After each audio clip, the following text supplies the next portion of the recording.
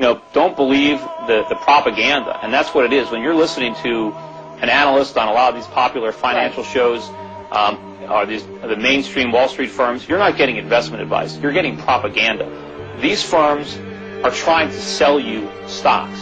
Their real clients, their banking clients, are trying to get rid of stock. And they hire these Wall Street firms to peddle their merchandise, and they want to get as much as they can for these overvalued stocks. So you're not getting unbiased advice by the media. You get appointed head of some government agency today. What do you do to head off the coming disaster? You can't head it off. I mean, that's the problem. Some disasters have to happen. The problem was we just ought to give it up right now. Look, the mistake we can do. You can't head it off. Well, look, the mistakes are made reasonable or logical. Let's talk about another factor in this economy that has helped the economy through these years. That would be the housing market. Just today, very strong new home sales figures for July. Peter, what about housing? That has been the straw that's been stirring the economic drink the last few years. I agree that our bubble economy rests on the foundation of the housing market, and it's a very weak foundation. The housing market today is very similar to the internet market of the late 1990s. And it's not going to last much longer. At some point, the lenders are going to balk. Interest rates are going to keep on rising as more and more housing supply comes on the market. Eventually, the bubble's going to break. Gentlemen, thanks for being here. Peter, I want to start with you. Although there are more and more people saying that the U.S. economy will be in a recession next year, it is still a minority position. Why do you think that a recession is coming? Just how bad is it going to be? I think it's going to be pretty bad. Whether it starts in 07 or 8, I think, is immaterial. And I also think it's going to last not just for quarters, but for years. See, the basic problem with the U.S. economy is we have too much consumption and borrowing and not enough production and saving. And what's going to happen is the American consumer is basically going to stop consuming and start rebuilding his savings, especially when he sees his home equity evaporate. And when you have the economy 70% consumption, you can't address those imbalances without a recession.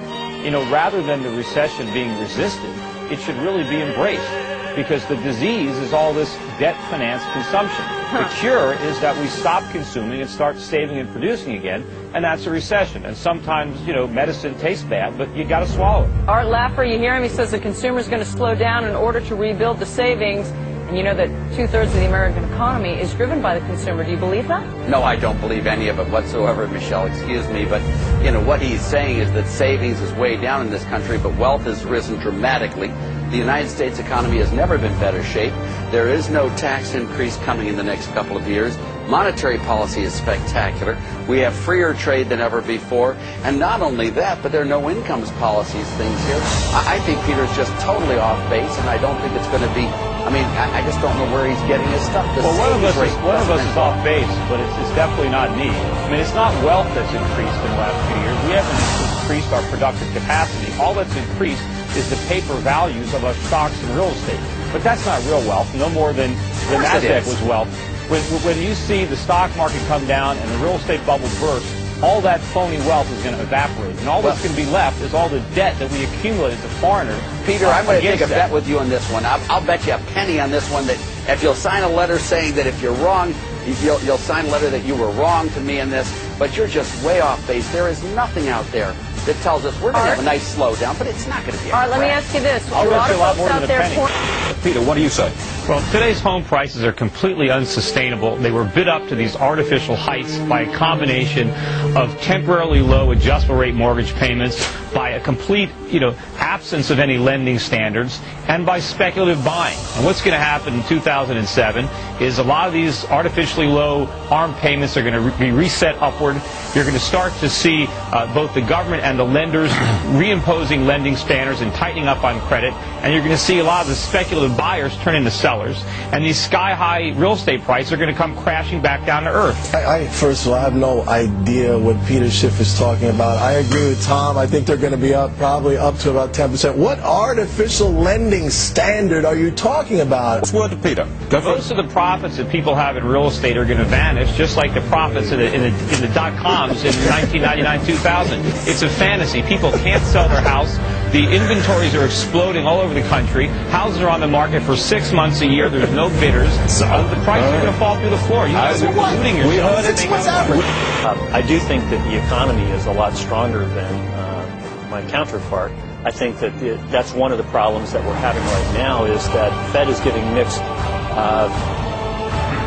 signals as to what's going in the future, and that's what's causing the downward shift in the markets. I think you're going to see a volatile market, but I think you're still going to see a strong economy going through the year, and you're still going to see positive numbers at the end of the year.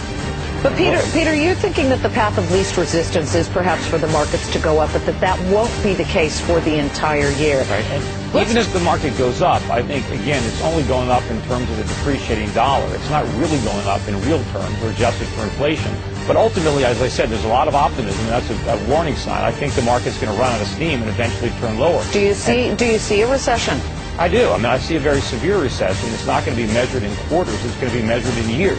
There's a very good chance the recession will start in 2007. And foreigners around the world have been lending us money for years. They're now finding out that we can't afford to repay. This is going to be an enormous credit crunch. The party is over for the United States. We cannot continue borrowing to live beyond our means and consuming foreign products. You must be a left right at a party. No, I'm pretty fun parties. I don't know. I don't get to talk about this. $dollars down.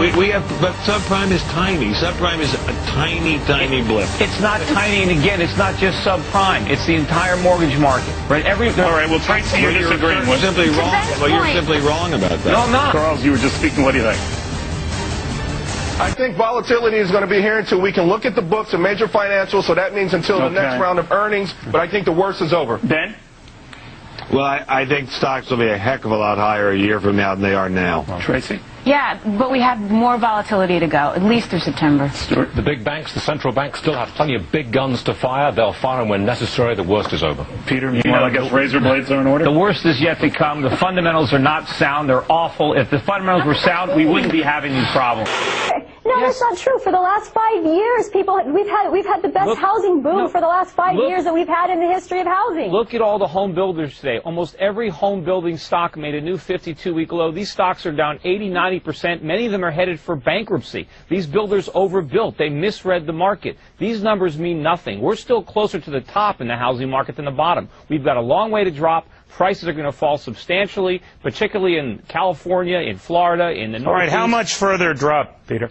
We're going to wipe out all the gains that took place from 1999 till the peak, and I think housing prices in the bubble states are going to be below where they were at the beginning of the decade. I mean, the economy is going to crash. That's why I wrote that book. The problem is the bailout ultimately is going to make the problem worse.